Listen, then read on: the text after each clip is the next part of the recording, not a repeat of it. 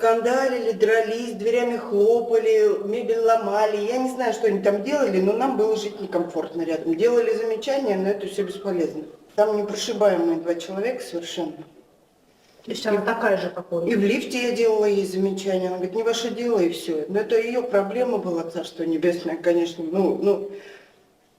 In the sprawling industrial city of Novosibirsk, Russia, where winters stretch long and cold, and the gray concrete of Soviet-era housing blocks line street after street, life for most residents follows a quiet, unremarkable rhythm. Families come and go, neighbors share walls and stairwells, and the ordinary sounds of domestic life blend together into background noise that most people learn to ignore. But in 2021, inside a rented two-room apartment on the fourth floor of a panel building on Koshernikova Street, a story was unfolding behind closed doors that would shock the city, expose the dangers hidden in plain sight, and ultimately raise questions about justice, accountability, and the true cost of silence. The residents of that building would later recall that apartment as a place of constant unrest. Arguments spilled through the walls at all hours, furniture scraped and crashed against the floors, doors slammed hard enough to rattle frames. Neighbors had grown so accustomed to the noise that most had stopped trying to intervene. When they did speak up, they were met with hostility and dismissal. As one resident would later recount to investigators, the two people living there seemed completely impenetrable, completely unreachable. Complaints had been made in the hallway, in the elevator, even directly at the door, but nothing ever changed. The couple had become a fixture of tension in a building that had simply learned to look away. That decision to look away would carry devastating consequences. The year was 2021, and the apartment on Koshernikova Street was being rented by 19-year-old Fyodor Kizhin and his girlfriend, Anastasia Prokyudina. Anastasia, known to her friends and social media followers by the online alias Lermontova, was approaching a milestone that many teenagers anticipate with excitement and hope. On the 7th of March, she would turn 17 years old. The couple had invited friends to join them for the occasion, and by midday, at least one of those friends made his way to the fourth floor to celebrate. What he found when he arrived would change everything.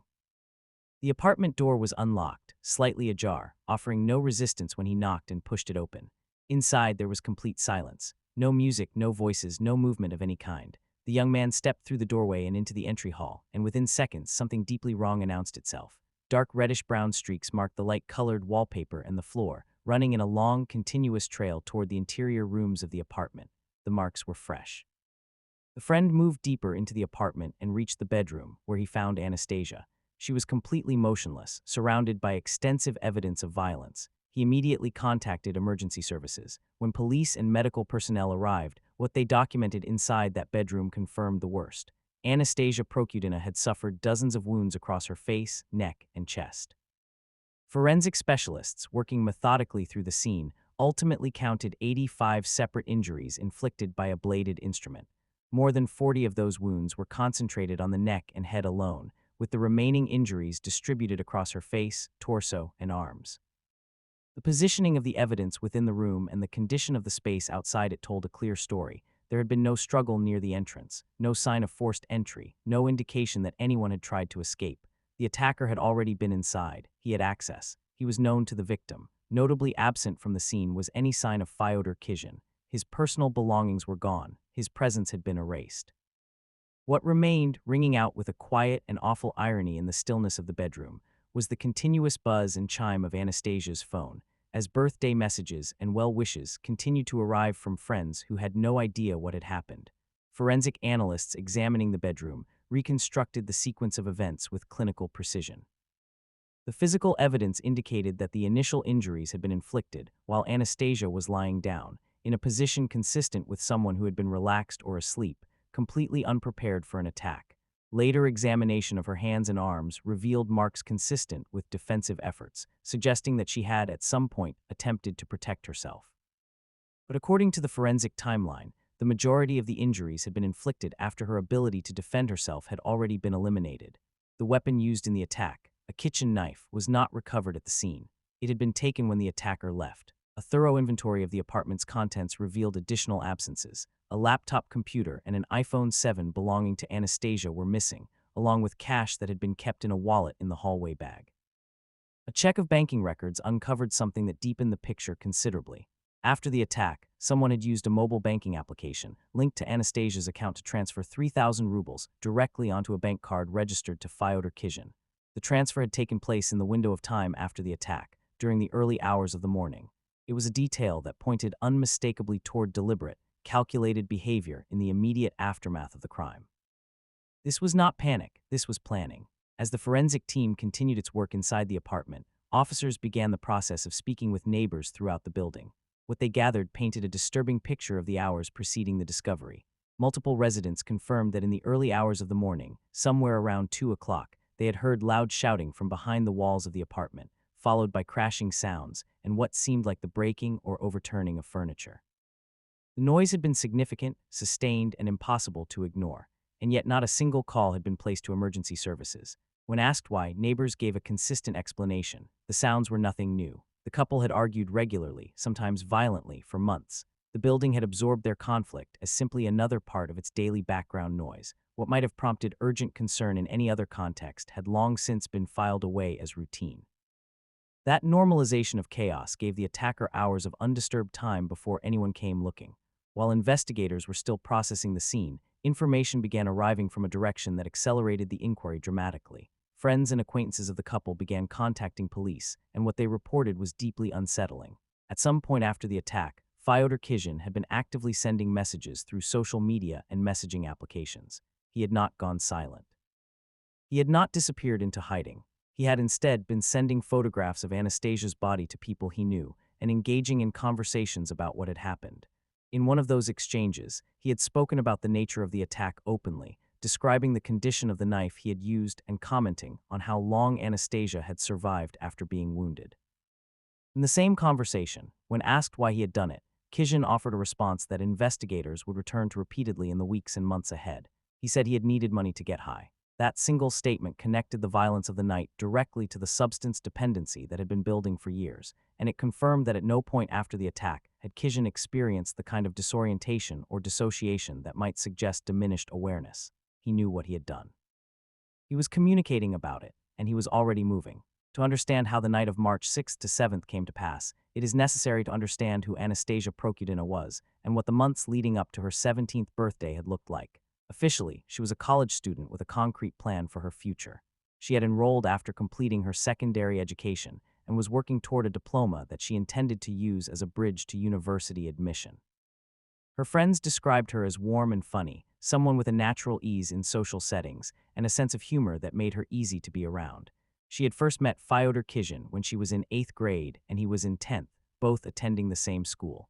The connection developed into a relationship that gradually consumed more and more of her life.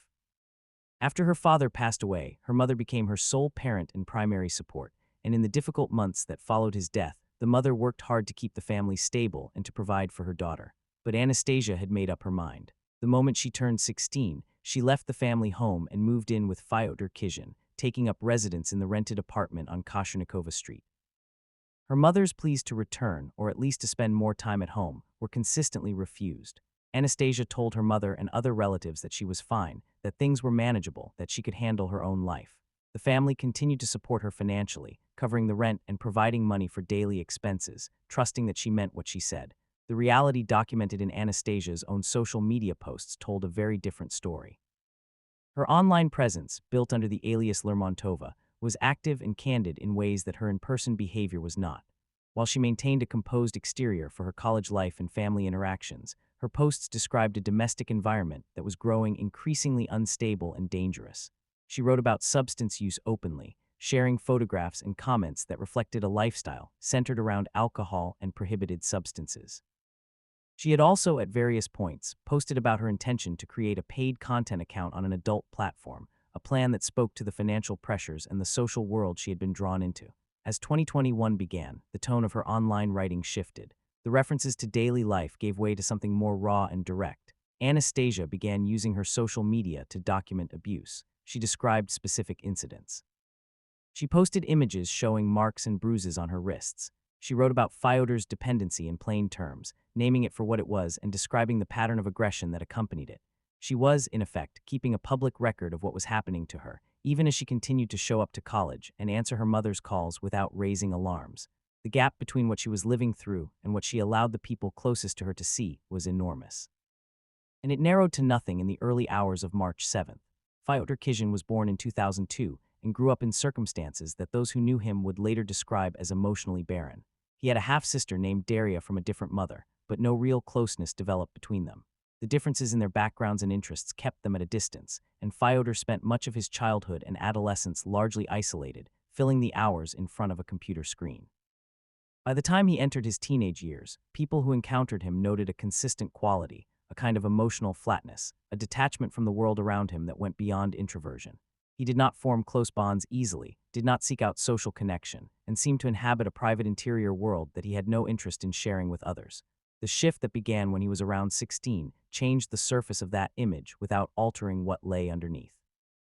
At parties and social gatherings, Kizhin discovered alcohol, and what might have remained casual drinking accelerated quickly into dependency. The pattern was visible enough that his parents recognized it and attempted to intervene through a dramatic change of environment.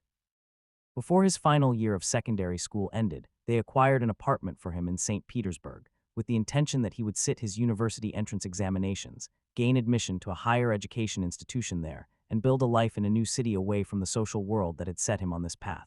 The plan collapsed entirely. Kizhin did not prepare for the examinations. He did not sit them seriously. He failed across all subjects and lost the opportunity entirely.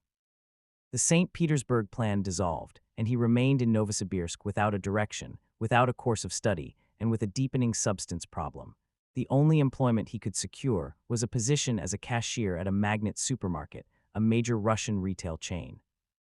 It was during this period that his social media presence became a running chronicle of substance use and nihilistic commentary, with posts celebrating the use of prohibited substances and an outlook that showed little engagement with any conventional structure or future. The relationship between Kizhin and Anastasia was marked by volatility from relatively early on. Residents of the apartment building confirmed that the pattern of conflict between the two had been ongoing and intense throughout the months they had lived there. Neighbors heard arguments that escalated into what sounded like physical confrontations. The crashes and shouts that came through the walls had become so familiar that the building had collectively, if unconsciously, decided they were not an emergency. What the neighbors did not know, and could not have known from the sounds alone, was the specific escalation that took place in the final days before March 7th. On the evening of March 6th, the noise behind the apartment walls rose to a level that multiple residents noticed as louder and more sustained than usual. Shouting continued for hours. The trigger, according to evidence gathered by investigators from digital records and from Kizhin's own eventual statements, was a social media post that Anastasia had published that day. The post had drawn public attention and commentary that humiliated and enraged Kizhin. Whatever remained of the fragile equilibrium between them shattered. By midnight, Anastasia's digital activity had gone quiet, and Kizhin had stopped responding to incoming calls. The apartment fell into a temporary silence that neighbors interpreted as the end of another argument. Among the last things Kizhin did online before the night reached its worst point was read through the comments on Anastasia's post, a detail later confirmed by forensic analysts who examined the browser history and data recovered from his mobile device. What happened inside that apartment in the early hours of March 7th was reconstructed by investigators through a combination of forensic evidence, the records of digital activity, and Kizhin's own account, which he provided during a detailed interrogation after his arrest. According to that reconstruction, the sequence of events began after both individuals had been using substances together. A conflict ignited in the bedroom. At some point during or after that conflict, Kizhin moved to the kitchen and retrieved a knife. He returned to the bedroom and concealed the weapon beneath a textured blanket on the sofa, then sat down beside Anastasia. In the moment when she reached toward him, he produced the knife and the attack began. Anastasia was struck 85 times. When it was over, Kizhin did not immediately leave. He found a remaining quantity of the substances they had been using and consumed them again. Then, in an act that forensic psychologists would later describe as indicative of a profound disconnection from the reality of what he had done, he moved to the bed and fell asleep beside Anastasia's body. He remained there for several hours, while the lights in the apartment stayed on, and both of their phones continued receiving notifications from the outside world, oblivious to what had occurred. When he woke in the morning, Kizhin began systematically removing items of value from the apartment. Before leaving, he took his phone and photographed the scene from multiple angles. Those photographs were what he sent to acquaintances throughout the morning, accompanied by comments that investigators and those who received them described as callous and detached. After leaving the apartment on the morning of March 7th, Kizhin moved quickly and with apparent purpose. His first stops were a second-hand goods shop and a pawnbroker. The laptop he had taken from the apartment brought him 7,000 rubles. The iPhone 7 was accepted as collateral for a cash loan. Combined with the 3,000 rubles he had transferred from Anastasia's account the night before, he now had enough money to travel. He booked a seat in a shared ride vehicle through a ride-sharing platform, with his destination set as the city of Kemerovo, roughly 3 hours southeast of Novosibirsk, where a female acquaintance lived. The journey did not go according to plan. On the intercity highway, the vehicle Kizhin was traveling in was involved in a road accident. While the driver assessed the damage, Kizhin, concerned that traffic police attending the scene would run his name and identify him, slipped away on foot without alerting anyone in the car. He walked to the roadside and began flagging down passing vehicles. A long-haul truck driver who had no knowledge of the events in Novosibirsk stopped and agreed to take him the rest of the way. During the drive, Kizhin sent his acquaintance in Kemerovo a photograph from the crash site, using the image to explain why he was running late. While Kizhin sat in the cab of that truck moving steadily away from Novosibirsk, the investigators he had left behind were already several steps ahead of him. Officers had established the identity of the woman in Kemerovo that Kizhin was traveling to meet. They contacted her directly by phone. She had no prior knowledge of what had happened in Novosibirsk, and when investigators informed her of the circumstances surrounding Fyodor Kizhin's journey toward her city, she agreed immediately to cooperate. She forwarded to the investigative team the photograph Kizhin had sent her from the crash site. That image, combined with its embedded metadata and the identifiable visual features of the road and surroundings, allowed law enforcement to confirm Kizhin's approximate location along the highway in near real time. Working with police in Kemerovo, investigators arranged for the acquaintance to continue communicating normally with Kizhin, and she agreed to suggest a meeting point when he arrived. Rather than giving him her home address, she proposed a large commercial shopping center in central Kemerovo. Kizhin accepted. He had no reason to suspect anything was wrong. When he arrived at the entrance to the shopping complex, a law enforcement unit was waiting. He was detained without incident and offered no resistance. From the moment Anastasia's body had been found to the moment of Kizhin's arrest in another region of Russia, less than 4 hours had passed. Kizhin was returned to Novosibirsk under escort and taken in for questioning. In the interrogation room, he cooperated from the start. He declined the services of an appointed defense lawyer during the initial phase and proceeded to give a full and detailed account of his actions on the night of March 6 to 7. He described the conflict, the decision to retrieve the knife from the kitchen, and the attack itself. He framed the event as the product of a prolonged personal dispute that had become physical, escalating through a verbal exchange before he reached for the weapon he had already placed within reach. Investigators listened carefully and then turned to the evidence that challenged his framing. The theory of a spontaneous, unplanned eruption of violence did not align cleanly with the evidence of what had happened after the attack ended. The deliberate search of the apartment for valuables, the financial transfer from Anastasia's account, the staged collection of items before departure. The case file was expanded to include charges related to theft, with the combined value of the stolen laptop and smartphone exceeding 50,000 rubles, a threshold that elevated the charge under applicable Russian criminal statutes. The full weight of the legal framework was being assembled. The results of forensic medical examinations added further complexity to the proceedings. Laboratory analysis confirmed the presence of synthetic prohibited substances in the blood of both Kizhin and Anastasia, establishing as a documented fact that both had been using substances during the night of the incident. This detail did not, however, alter the legal assessment of Kizhin's culpability. A comprehensive psychological and psychiatric evaluation, conducted by specialists appointed by the court, concluded that Kizhin was fully legally competent. Experts determined that while he had a documented dependency on prohibited substances, that dependency had not impaired his capacity to understand the nature of his actions or to appreciate their consequences and social danger. He had known what he was doing. He had been capable of choosing otherwise. During the investigative reconstruction of events, Kizhin moved through the reenactment without visible emotional engagement, confirming the sequence of injuries and their locations in a manner that observers described as flat and mechanical. He confirmed to investigators that the immediate catalyst for the final confrontation had been Anastasia's refusal to give him money for more substances. That single statement closed a loop that the evidence had already been drawing: months of financial exploitation of a teenage girl who was dependent on her family's money, a dependency he had fed, culminating in violence when the supply was cut off. The formal court proceedings began on the 16th of November, 2021. Fyodor Kizhin faced charges of unlawful killing and armed robbery. In the courtroom, he read his prepared statements from paper, displaying no visible emotional reaction as the prosecution presented its case, and the details of what Anastasia had endured were placed before the court record. His defense team argued that the charges as framed were disproportionately severe, shaped in part by the media attention the case had attracted rather than by a strictly legal assessment of the facts. On the 31st of August, 2022, the verdict was delivered. The court sentenced Kizhin to 15 years in a strict regime correctional facility. In arriving at that figure, the panel considered mitigating factors including his expressed remorse and the fact that he had cooperated with investigators from the earliest stage of detention. A civil damages award of 10 million rubles was made in recognition of the moral harm suffered by Anastasia's family. In a detail that speaks volumes about the economic reality of the case, the cost of Anastasia's funeral was covered not by her mother, who lacked the financial means to do so, but by the parents of the man who had taken her life. What followed the sentencing was a sequence of events that would eventually ignite a nationwide conversation about justice, accountability, and the mechanisms by which criminal records can be erased. In 2023, having served less than a single year of his 15-year sentence, Fyodor Kizhin left the strict regime facility after signing a contract to participate in active military operations.